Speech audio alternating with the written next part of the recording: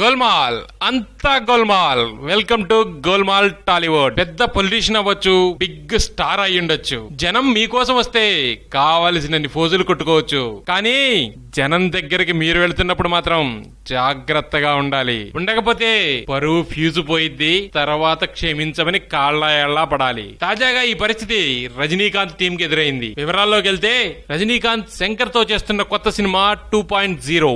ఇటీవల ఈ cinema shooting ని చెన్నైలోని ఒక ఇరుగ్గా ఉండే పేటలో ప్లాన్ చేశారు. బహుశా న్యాచురాలిటీ కోసం ప్రయత్నించుంటారు శంకర్. అవసరమైన పర్మిషన్స్ తీసుకుని షూటింగ్ మొదలు పెట్టారు. పోతే ఈ వ్యవహారం ఆ పేటలో ఉన్న పబ్లిక్ లైఫ్ ని డిస్టర్బ్ చేసింది. సినిమా షూటింగ్ డిస్టర్బ్ అవ్వకూడదని పెట్టుకున్న సినిమా బౌన్సర్స్ ఆ పేటలోని జనాల మీద దౌర్జన్యం చేశారు. దాంతో జనాలకు తిక్కరేగింది.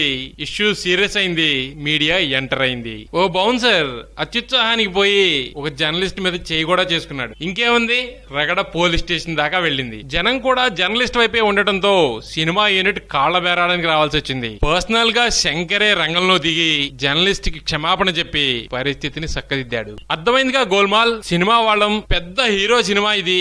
ఏం చేసినా చెల్లిపోద్ది అనుకుంటారేమో. అంత సీన్ లేదు, ఏదైనా నడుచుద్ది. కానీ జనం డిస్టర్బ్ అవనంత వరకే.